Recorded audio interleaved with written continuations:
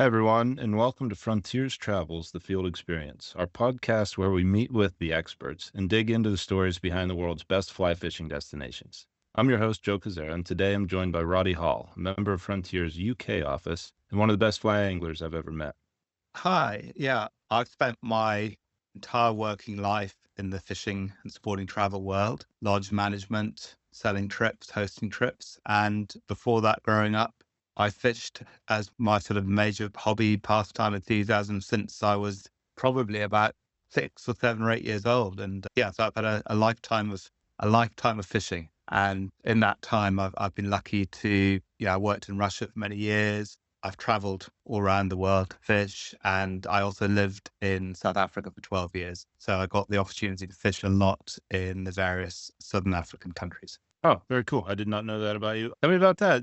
Your work in Russia, is that how you came to know some of the South African community, or what was the trajectory that really took you to South Africa? Actually, before I got involved with Frontiers, I was working in the south of England in Dorset, guiding on chalk streams and giving lessons and running a small pheasant shoot in the winter. And I met a South African guy who came across to work for the person that had the lease in the rivers that I was guiding on. And we became friends. I visited South Africa, I think maybe a year into working in Russia. A lot of South Africans did subsequently come and work in Russia. It became a sort of regular trip I'd do in the winter when I wasn't in Russia. And then eventually I decided to move there for a few years. Yeah, well, it's a kind of a fish crazy community down there, isn't it? And it's become a lot more so. I mean, I think when I first visited in maybe 2000, 2001, and then I went to live there in 2004. And it was, people did love fishing, and there were already quite a few good South African guides, but I think it's just boomed since then with many, many, really great. I mean, there were already great South African guides going up to the Seychelles, but then they started going to Russia. We had several South African guides each season when I was managing Ponoi, then in, Catapen in Argentina. And now it's really, they're the South Africans wherever you go in the fly fishing world. And they've also got that great magazine, The Mission, which is, I think, one of the best fly fishing magazines out there at the moment. Published out of South Africa. It's interesting. Yeah, the Seychelles is the one that kind of jumped out. It seems like that. I mean, the South African anglers are kind of the lifeblood, in my mind. Correct me if I'm wrong. Of the whole Seychelles fishery. No, absolutely. That's absolutely right. I mean, and so many of them have had the chance to go and guide in other places. And, just they've become, I can't think of any one nation that actually provides more top quality fly fishing, not just guides, but people working in the fly fishing industry worldwide. Yeah, very interesting. And today we're talking about tigerfish. I assume those early days in South Africa, with your interest in angling, how did you come to know the tigerfish? Can you talk a little bit about your first experiences? Yeah, well, my first experience was in, I think, 2000 to 2001. People, particularly in South Africa, fish for tiger fish for years and years. They're very well established as a sporting species, but fly fishing was not the predominant way of catching them. People, go back 30 years, 20 years even. People bait fish for them, they spun for them. Fly fishing I think people didn't consider the fly was the best way of catching them. But it has become very, very much more popular. And I think around that time that I first went was when fly fishing was becoming more of a sort of standard way to catch tigers. And it does involve a slightly different way of fishing. So the first trip I did a road trip with a couple of very good friends of mine, one South African, one English guy. It was more about the road trip than the fishing, but it was a whole sort of thing. We drove up from Joburg into Botswana and up to the Okavango Delta. And we fished at a couple of places, Guma Lagoon Camp with a very nice guy who runs that called Guy Lovejoie. And then we went to Namaseri, which is still operational now. It's a very luxurious lodge. And we fished there it wasn't the right time of year, but it was still, I think it was February, which isn't a classic time of year to fish tigerfish, but basically the fish are there and the water wasn't too high or dirty. And we caught quite a lot of fish. It was a lot of fun. For me, a very memorable experience in many ways, but particularly those first tigerfish, just the take it's so electric almost, it feels when you're not used to it, it's an electric take, and then the fight is so hard. So really exciting fish to catch. When you're doing a road trip like that, were you shorebound then, or were you connecting with people that had access to boats and fishing that style? Yeah, we went up there, and then we went out with guides who had boats. And up there in the Okavango, it's absolutely essential to have boats. Gotcha. You are fishing quite often channels with reeds on either side, and it's from a sort of practical fishing point of view, you need a boat, but also from a safety point of view, you need to be in a boat. There are places you can fish on foot. I think in Tanzania they do a little bit on foot, but it generally is a boat for every reason you can imagine. It's better to be in a boat. And touch a little bit on the safety thing. I assume you're talking about avoiding being eaten or trampled. Yeah, I mean, hippos, I would say, are probably the most obvious. Mhm. Crocodiles are a risk, obviously. Those are pretty serious risks. So when I say there's not much else to worry about, Aside walking from around, those, yeah, except for the hippos and the crocodiles, it's very safe. You do obviously have to be aware of sort of snakes and things like that. Snakes generally, you've got to be very unlucky to be bitten by a snake. Being in a boat just gives you an element of, and it gives you all the things you need in terms of being able to move around and fish lots of different water, which with tigerfish, generally quite a mobile way of fishing. You need to keep moving. you mentioned one of the guys, Guy Lobschauer. Is that who Yeah, went on to yeah. fly Castaway? No, it's not. No, he's still, Relation? yeah, I haven't seen him since then, but he's still running. I think he's still Sure. in the Rivango Delta running his fishing lodge. Yeah, right on. So you had started for these fish some 20 years ago, maybe 24, 25 years ago. I know you were recently back down chasing tigerfish in the last year or so. What's changed in that time? You mentioned that, the fly angling community hadn't really caught on, or maybe it wasn't really the most effective technique at that time. And I have my suspicions on what your answer might be, but tell me a little bit about what's happened in that, 2 decades that have made fly fishing a more popular way of chasing tigers. Well, I mean, I've fished the tigerfish very regularly. I mean, I'm by no means an expert, but I have fished, every couple of years over the last 25 years. So, I've done over a dozen trips to the lower Zambezi, the upper Zambezi, where I was recently, quite a few different places. And what's changed, I think, is they were always a popular fish to fish for. I think people have accepted that fly fishing now, that tigerfish do take the fly as aggressively as they take anything else. But people because more people fly fish now, they've worked out there are certain parameters that you fly fish within. For instance, the seasons that you fish with a fly are probably more limited than you fish with bait, because tigerfish aren't very aggressive unless the water has warmed up a bit. In cold water, they're not probably aggressive enough to take a fly, but they are aggressive enough to, well, they will take bait, as an example. You don't live bait for them, but people do dead bait. And so, things like that, in the past, if you I've been fly fishing on the lower Zambezi in August, and it's not very good with a fly. And if I'd gone there as a one-off, I'd think, well, fly fishing doesn't really work. But it's actually, fly fishing doesn't work when the conditions aren't right for fly fishing. Bait fishing does work in those conditions sometimes, because if the water's either dirty or it's cold, the fish will still eat bait. So I think as more people have fly fished and more people are interested in making the fly fishing aspect of it work, they've worked out when you go fly fishing. So we know a lot more about fly fishing for tigerfish than we did. And it's not necessarily that more people are going fly fishing or more people are going fishing for them, but more people are using the fly as opposed to other techniques.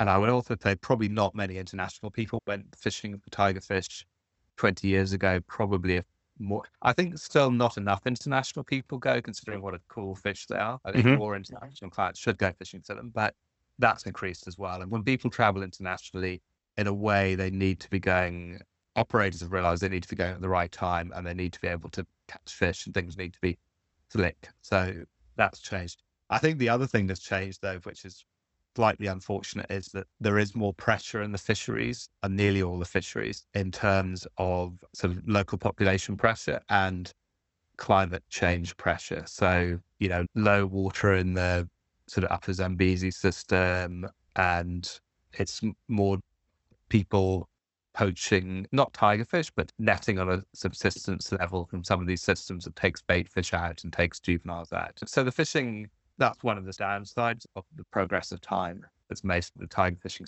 slightly less productive than it was in the past.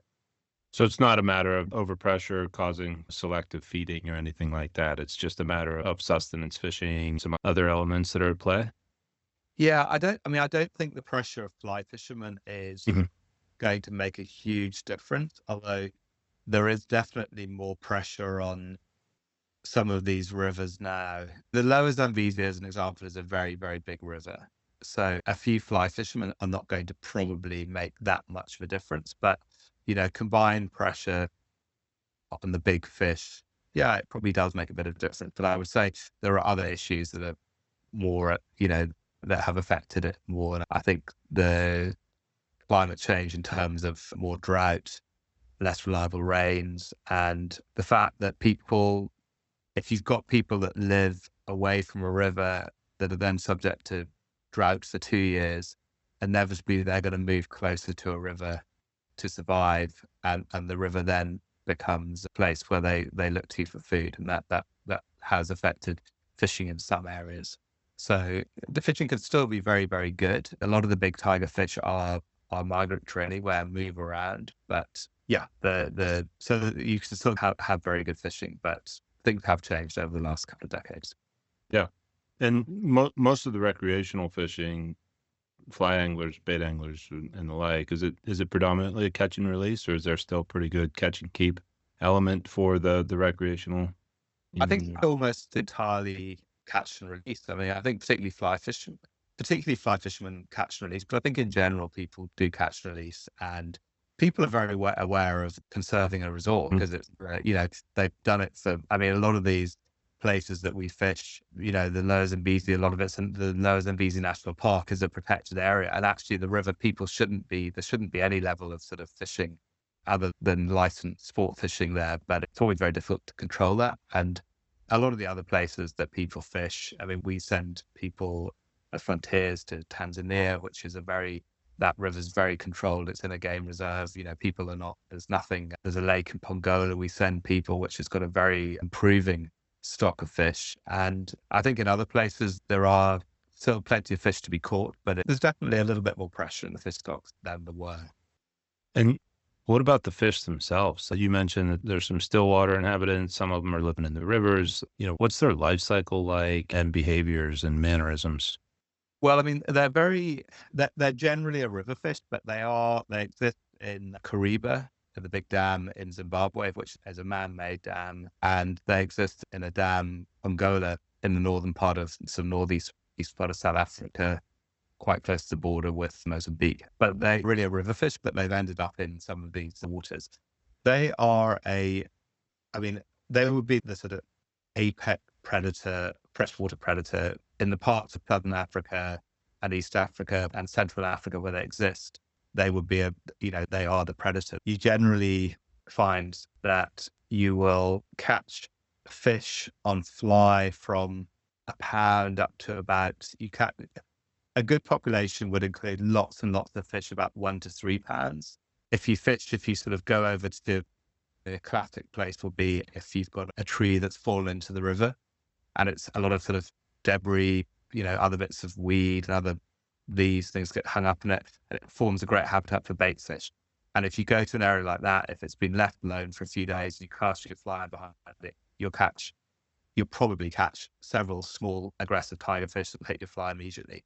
Then as you go up the chain of size, you obviously, as with any fish, you get fewer and fewer. So fish in the sort of 4 to 6 pound bracket are nice fish. They're hard fighting. You would expect to catch them reasonably often. Then maybe sort of 6 to 10 pounds are a really good fish. If you're fishing the sort of Okavango or Zambezi, anything above 10 pounds is a real trophy. Or in Pongola, anything above 10 pounds is quite an unusual fish there. You do get them up probably mid-teens, if you're very, very lucky, high teens, but those will be unusual. Anything over 10 pounds in that system is a big fish, probably quite an old fish. If you go to Tanzania, you get bigger fish there.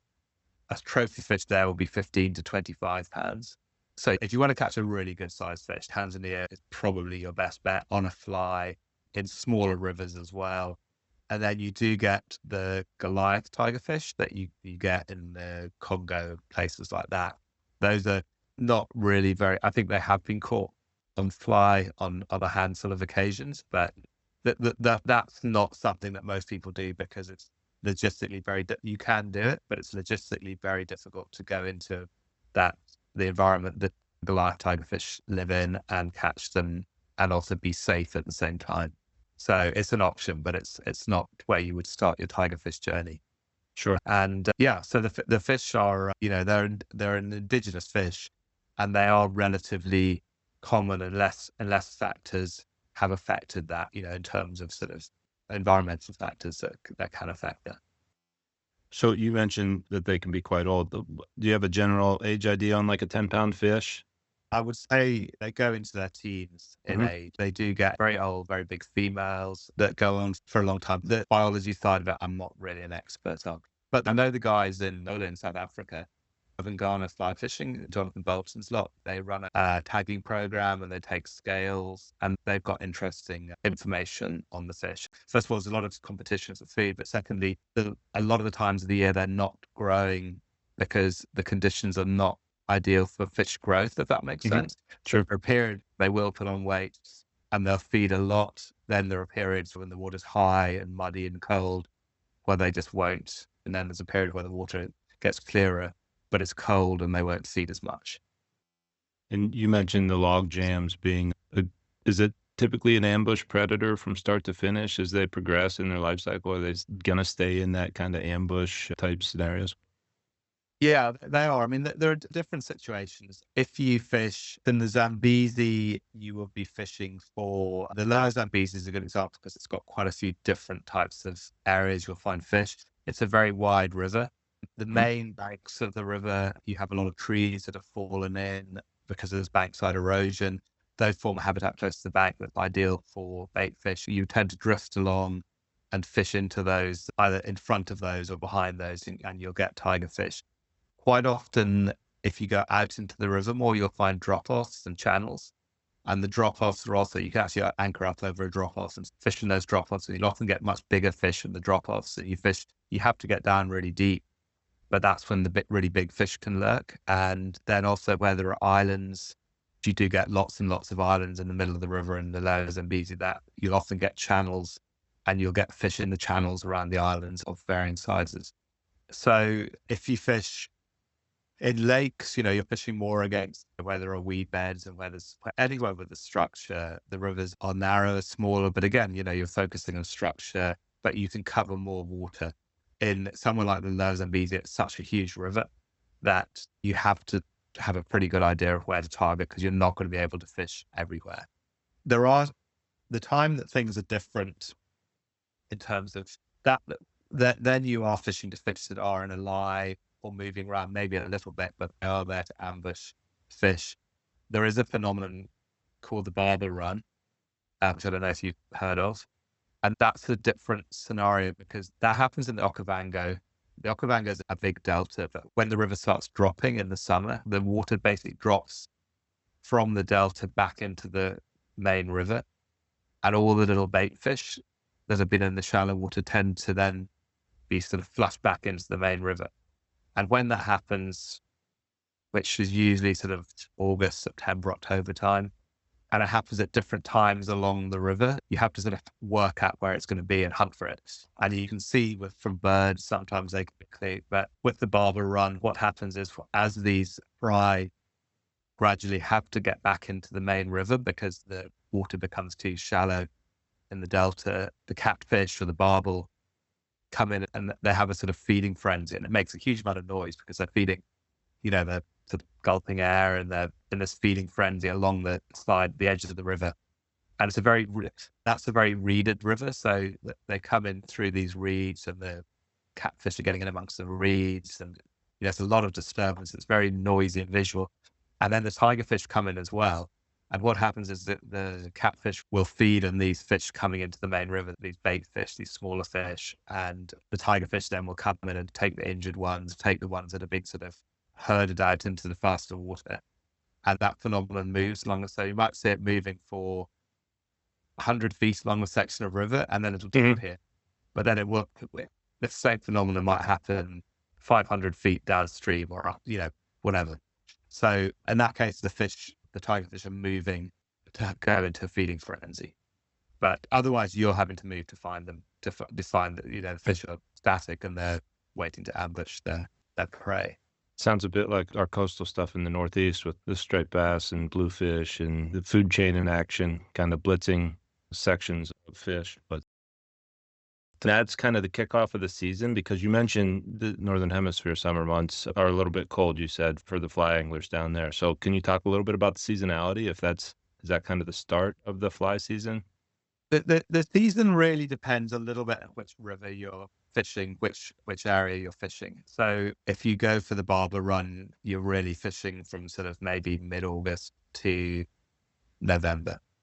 That's reacting to a phenomenon, which as the river drops and warms up as into their summer, that's a phenomenon that happens. So I would say the best time is probably September, but really October and early November.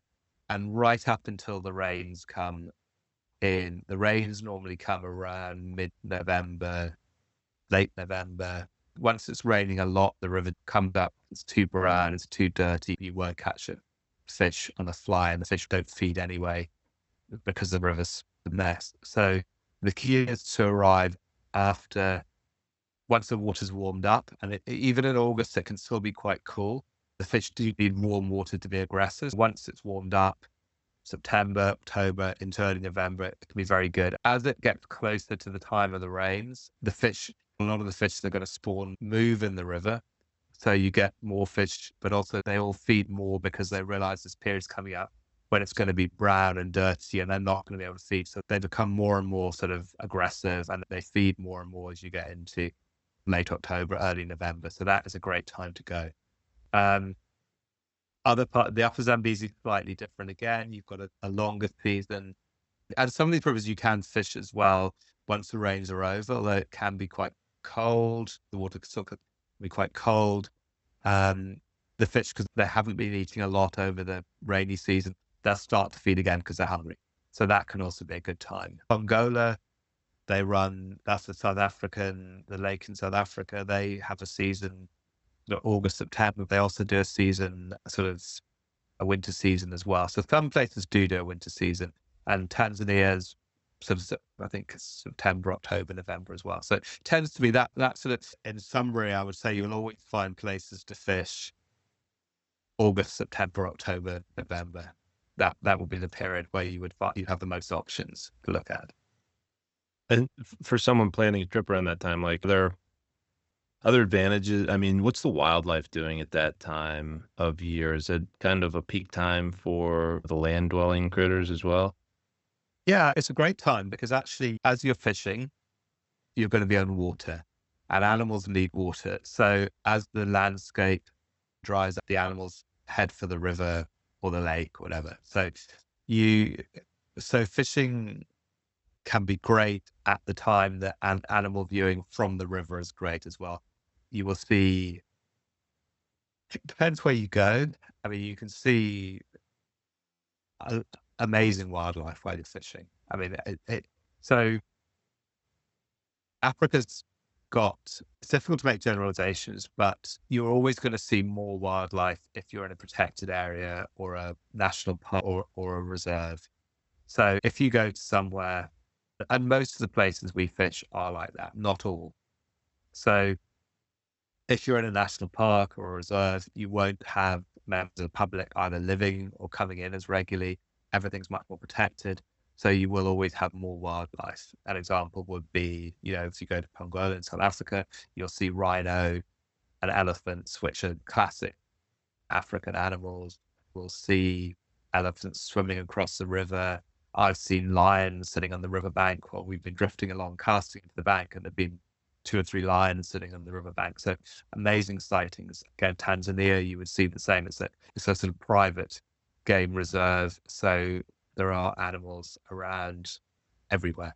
You don't always see them. The Okavango's got lots of animals, but because you're in a river with reeds either side, quite tall reeds, you just don't see as much wildlife, but it's there. Sometimes you'll come around the corner and there'll be an open area and you'll see something, and you'll always see hippos and crocodiles. But if game viewing is your sort of thing, there are places we send people. There's a lodge called the Royal Zambezi Lodge in Zambia that I've fished a lot over the years, and I've taken my children to, and that's great for game viewing. And it is actually it's a 5-star safari lodge. It was set up originally for fishermen, but I would say now a lot of people go there just go for the game viewing. So they've got guides that can take you out in safari vehicles into the national park, and you'll see leopards and see whatever. And you can also go fishing, and they've got great fishing guides as well. That's an ideal trip for if you're going with a non-fishing partner who wants to see the safari, or you want to do a mix and match or a family trip. Some of the other trips are the Upper Zambezi Lodge that we go to in Gombe. Used to be less wildlife because it's in a sort of tribal area. So there are people living in the area, and where there are lots of people around, animals tend to keep their heads down a little bit. But you'll always be lots of hippos and crocodiles, and you'll always, in any of these rivers, see amazing bird life as well. So, yeah, one of the reasons I asked, I mean, it's pretty far, especially for the US travelers. Are most of the anglers that you're talking to, are they tying this in with a safari or with a trip to the Seychelles? Or is there a fair amount of just standalone? I'm going on a tiger fishing trip and that's the sole destination and purpose. I think it's a mixture. I mean, I think as a trip, a lot of these are great standalone destinations. I wouldn't hesitate to recommend to people to go just to go for the fishing. And I think particularly because a lot of the lodges, you will see amazing wildlife. So you will come back having caught a tigerfish, but also having seen elephants, having seen hippos, lions, rhinos, perhaps, depending on where you go. So I think for that reason, they are great standalone trips, but they are very easy to add on a trip to another type of safari, a trip to Cape Town, a trip to the winelands in South Africa, a trip to the Seychelles, a trip to the beach in Mozambique. There's a lot you can add on. The one thing to consider, though, is that Africa, as we all know, is a very big continent, and just because they're quite close doesn't mean it still requires a lot of extra traveling to get to these places. So, but it's doable. And if you're traveling from North America, obviously you've traveled a long way anyway, so it makes sense to add in more activities. Right. One of the species I've heard about is the yellowfish down there, and I know they love the yellowfish. Are they overlapping with the tigerfish at all? Do you see any of these river systems or lakes that have both species, or is it kind of a separate habitat? They do overlap a bit, and you do get yellowfish and members of the yellowfish family and tigerfish in the same river systems. Those tend to be the yellowfish the people who go on a yellowfish, if you go on a yellowfish trip, you will probably be fishing in South Africa. That's where the best yellow fishing is. If you were going to fish for tigerfish, or there's actually African waters have a trip where it's a Nile perch fishing trip really, but actually, and they fish at night for Nile perch, but during the day that river has great tiger fishing, and it's also got yellowfish in there as well. Can combine them, and even on the upper you get yellowfish, and you can catch yellowfish there, but it's a little bit like saying if you go salmon fishing and the salmon fishing's good, you probably wouldn't bother catching the trout that are in the river, because if the tiger fishing's good, you would probably want to concentrate on the tigerfish. And it's a very different type of technique, type of water, that you'd be very unlikely to catch a yellowfish by accident with your tigerfish. Yellowfish are a great fish to fish for, and I would really recommend, people wanted to add on, if they wanted to add on another fishing trip, I mean, to tiger fishing, the Seychelles would be obviously one place, but the other one would be fishing for yellowfish in South Africa. where they're very well set up for yellowfish. You can go to Lesotho, which is a really extraordinary place to visit for many reasons, but has great yellowfishing in a very wild environment. You can fish the Orange River in South Africa, which has a variety of, they have a sort of drift and camp thing that several operators do. And there are also some quite or very comfortable lodges in the banks of the Orange River, so you can spend luxury and fish every day, either wading or rafting. And that'd probably be, if you definitely wanted to catch yellowfish, that's probably the better way of doing it. There are lots and lots of different subspecies of yellowfish. To answer your question, yes, they do exist in the same rivers as tigerfish, but if you were quite interested in catching yellowfish, I'd recommend for standalone yellowfish destinations. You mentioned a thing or two about the tackle. Can you talk a little bit about how you tackle up for tigerfish? And I assume it varies from place to place because you mentioned some deep drop offs and some tighter structure and some lake fishing. Is there a general outfit that you look to first and then kind of tweak depending on the destination? Yeah, I would say so. I mean, you're really going to be using an 8, 9 weight rod. Hmm. You could get away with a 7 weight, but I would say the 8 weight or the 9 weight, 9 foot, quite a sort of fast action, a sort of typical saltwater rod, actually. So if you've got saltwater 9 foot, 8 weights, 9 weights, those are ideal. We always used to use fast sinking lines and fish deep. There are some areas and some places now where they have worked out they can catch them on floating lines and even surface flies. But generally, if you're fishing on the, Zambezi, Okavango, you are fishing with anything from quite fast sinking shooting heads, so 300s, 350s, tropical lines because the water's warm. The sort of classic technique is you cast towards structure, you try and get the fly down. I quite like a long sinking head because if you're fishing drop offs and things, it keeps the fly down for longer. You just strip very fast back and you're fishing with clouser type flies, brush flies, quite often quite heavy flies with bead eyes. And then you're using wire, knottable wire as a trace there, although people do use piano wire, and a short leader. The fish aren't leader shy and they take very, very aggressively. So that's the sort of standard. But if you're fishing in Tanzania, for instance, they catch a lot of fish there on surface flies. And so there you would have a combination of different, you still fish with the 8 weights and the 9 weights, but if you're fishing a floating or an intermediate line, and again, if you went to Pongola in South Africa, the big lake there, you might get away with the 7 weight because the average fish are a little bit smaller there, and you can fish an intermediate line there as well. So yeah, a bit of variety, but I would say generally an 8 weight or a 9 weight is your go-to rod. You need a reel with a good drag, but the fish don't make long runs. Generally, they fight hard, very explosive, lots of jumping, but they're not stripping 200 sort of feet of backing on a regular basis. Mhm. Yeah, it's good quality hooks. Having the wire trace is important. There's often a lot of structure that means you get hung up a lot, and you need to have a hook sharpener because they've got bony mouths and they are aggressive, but you don't always hook them. But they will. The amazing thing about them is that I have seen this happen on more than one occasion where the fly will pop out of their mouth, but then when they land, they'll take the fly again. Locks the meal.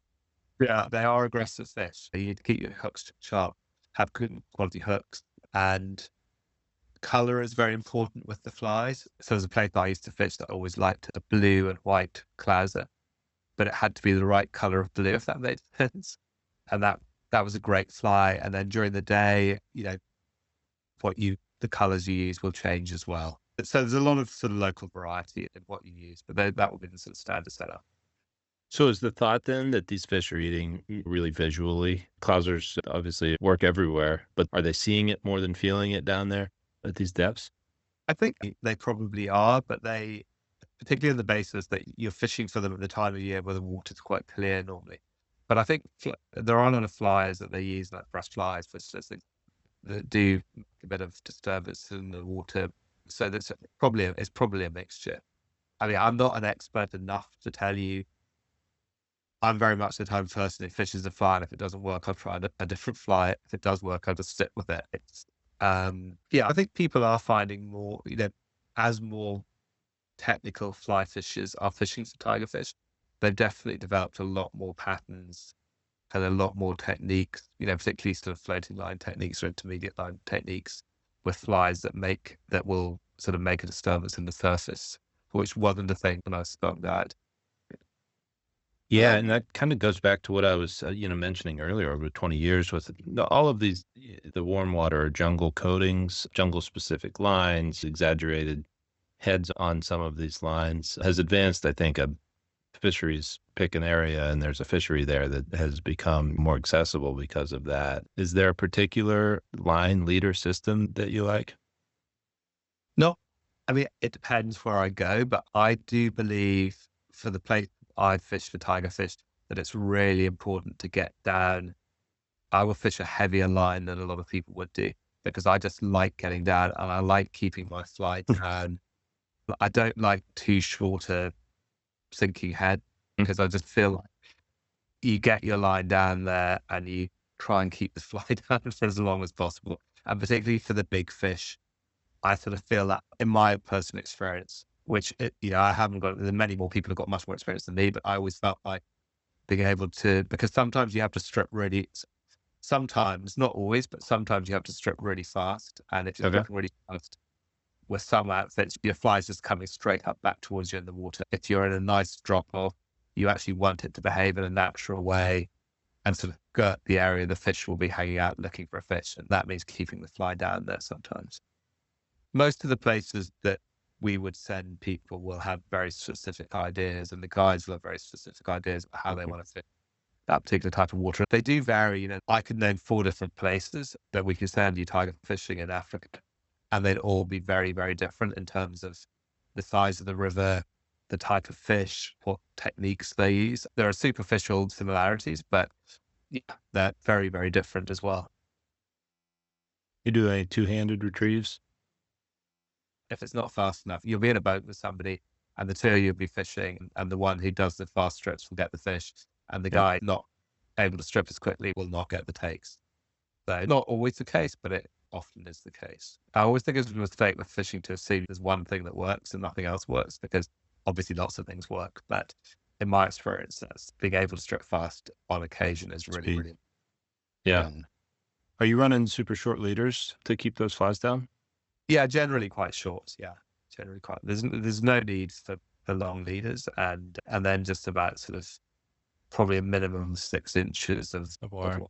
yeah. I mean, you need some. I mean, I'd almost go more because I did one of my most traumatic fishing memories was fishing on the lower Zambezi, and the fishing hadn't been very easy, and it was towards the end of the day, and we were fishing a drop off near an island, and I felt my line go tight, but I thought I'd hooked you get lots of bits of wood and things like that. So a lot of snags and heavyweight snags and everything was super tight and it was down deep. But then suddenly this huge fish just erupted and they jump.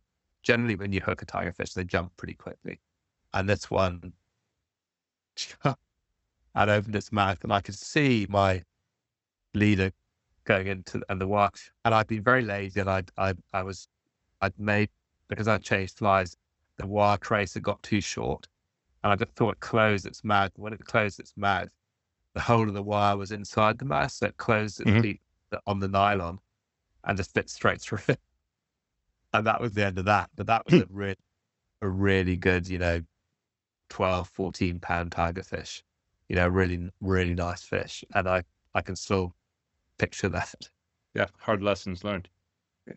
I think you and I had talked before about pike fishing sometimes, and their teeth can be so sharp on a lot of these fish that if you don't see them do that, you just assume that your fly has disappeared into the ether or something because they can cut that mono. Yeah, that's one thing I learned. Never be lazy and make sure that, the wire is straight and long enough if you catch a big fish. Right. Are you putting class tippet or anything what do you do for deep snags? I mean, I think I just accept that there are I mean, the fact is you have to accept it because those rivers are, particularly the bigger rivers, there are so many, when they have the heavy rains, you'll see there's a lot of bankside erosion, a lot of trees fall in, and those trees do form the habitat, but they roll through these rivers and just get stuck up in the deep water. You will get snags, and you will lose flies. I don't use super strong nylon because something has to break, basically. Right. Are you running? What are you running for your? Like 25, 30 Okay. pounds. Yeah. I mean, because the fish are not going to, if you're fishing from a boat, quite often you're fishing from a drifting boat, you're moving with the fish. So Mhm. they're not running away from you. They're not taking lots of line. The reason you lose tiger fish, I think, generally, you don't hook them properly and they throw With the the hook. hook. Yeah. That would be the most common reason. You can generally control them quite well, keep them relatively close. I mean, I haven't caught huge ones in Tanzania, and those are smaller rivers, so there would be more snags there, and that would be a different scenario. But and the people who catch the really big ones, the Goliath tigerfish, in the Congo area, that's a whole different ballgame. Is there a particular angler that excels down there? Do you like, or is the saltwater angler gonna do better on their first trip than a trout guy? Yeah, I think so. I think with the striking, it's really important to get the strip strike Mhm. right, not to pull the fly away. Wait till because the fish will follow and nip, and won't always get it first time. So, and I think people who it's really useful to be able to double haul and just because you're fishing quite a heavy line and a heavy fly, just to be able to get it out and make the rod work is quite useful. Accuracy is really important as well. If you're fishing, you're often drifting in a boat. Every cast, you're trying to get it into a spot. You see that, okay, there must be a fish in there. There quite often is. If you can get your fly in there, you'll get a fish. But because you're fishing from the boat drifting down, you'll only have one shot at getting your fly in there. And if you mess it up, you've drifted on past and you've missed that opportunity. So accuracy, the accuracy of the trout fisherman is, I suppose saltwater fishermen are accurate as well, so, they've got to be accurate if you're, yeah. So it's a mixture of skill and brute force, I would say, brute force being able to throw out a heavy fly on a heavy sinking line and strip it back really fast, but definitely skill in accurately getting your fly into an area where you think a fish will be. And yeah, and then hooking up and keeping them on. So the physically, like the appearance, and again, I'm a bit ignorant on the species, but it looks like there would be some carryover to like a Golden Dorado or a peacock bass fishery. Can you do a little compare and contrast? What? Yeah, I would say with Golden Dorado, very similar in size, similar in equipment you used. Mhm. Golden Dorado, yeah, they line. I mean, even rivers like the Paraná in Argentina is actually very similar looking to the lower Zambezi. They're big river, got with islands in it, with drop-offs and sand. So a lot of similarities, some differences as well. It's not. I don't think with the Golden Dorado, it's as important to fish deep. And with Tigerfish, you don't always have to fish deep, but in some places it is. It's important to get the fly down, and I don't think with the Dorado you have to strip as fast. Which I think again with Tigerfish you don't always have to strip fast, but often a fast strip is important. So I think Dorado are a little bit more forgiving almost in that way.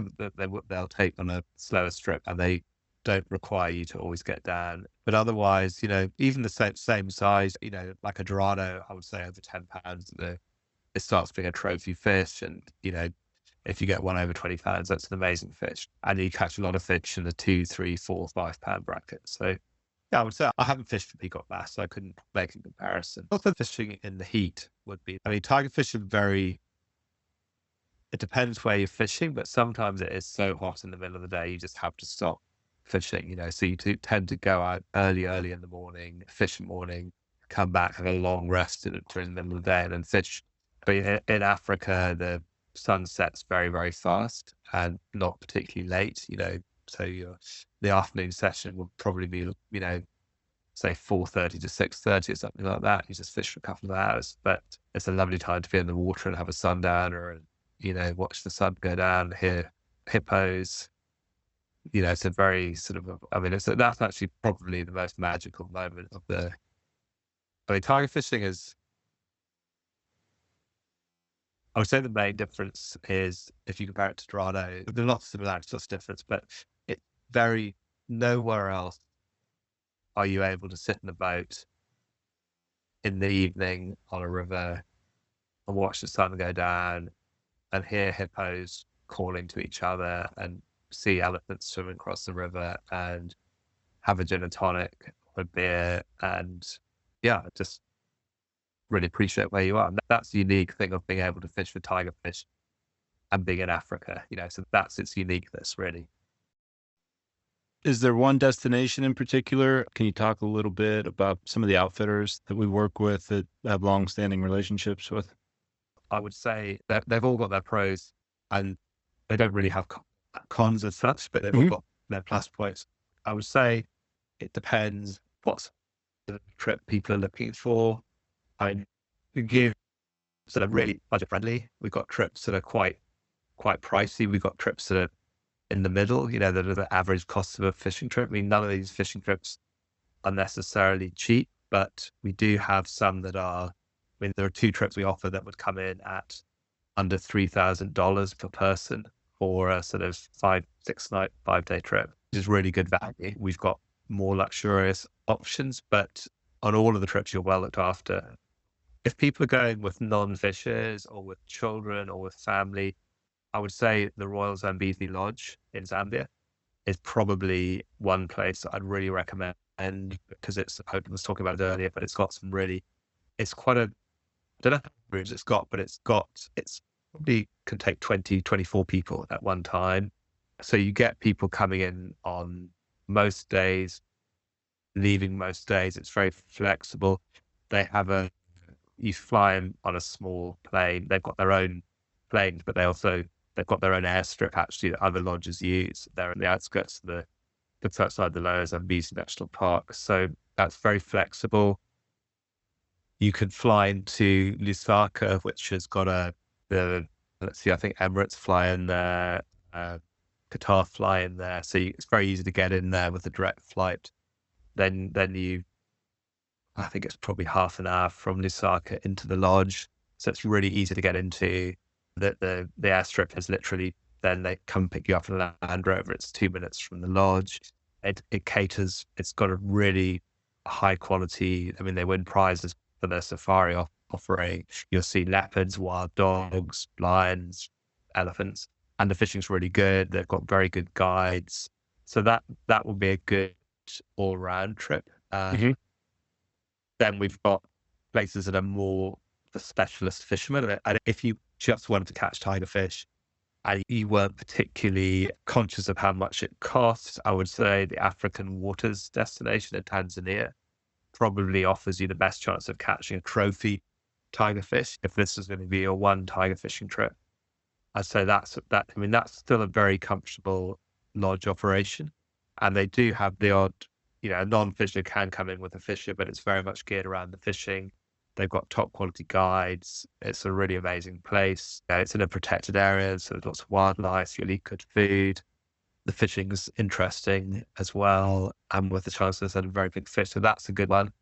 If you're in South Africa, the Pongola operation on the lake's quite good fun. That comes in just under $3,000. There you get smaller fish. You'll catch quite a few smaller fish and have a chance for a big one. And then we work with a place called Gombe, which is on the Upper Zambezi, which is a really good value, small operation. They can take they have 4 rooms, so they can take up to 8 people. But actually you could sort of, there are 4 of you, you could just do a buyout for the week, just the 4 of you.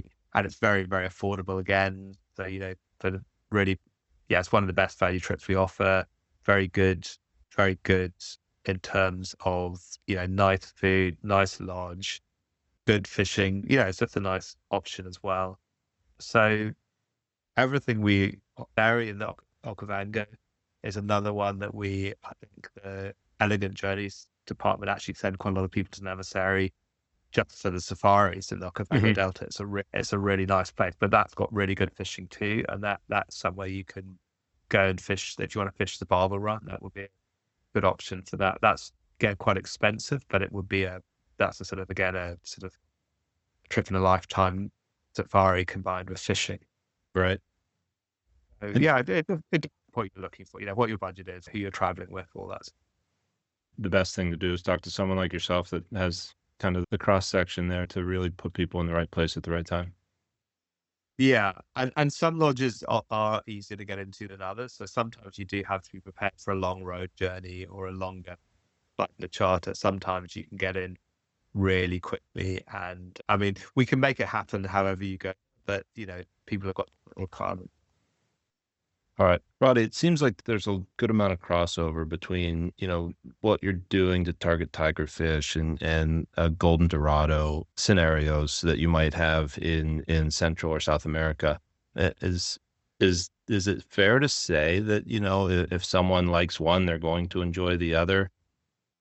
Yeah, I definitely agree with that. I think if you fished the Golden Dorado a few times, if you fished in Argentina, if you fished the Paraná River, you are going to take to tiger fishing very easily. You're going to enjoy it. It's a similar style of fishing.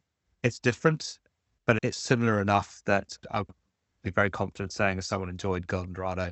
I see a fair amount of anglers heading down that way, and maybe the tigerfish might be something that they haven't considered given the logistics or just the familiarity or unfamiliarity. But yeah, it seems like a natural transition to me to go from one to the other. What other type of, I know there's some, you mentioned the Seychelles and GTs come to mind with kind of the vicious attack of the fly. Is it similar in some ways to that?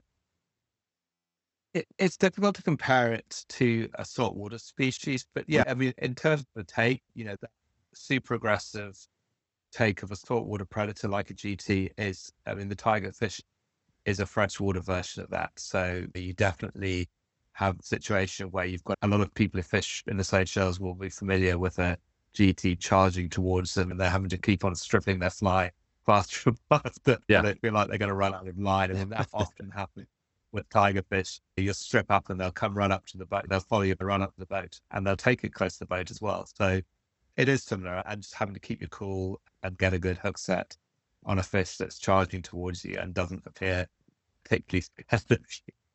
So yeah, it wouldn't be dissimilar from that. They're an apex predator. They're not as scared of us as we think they might be.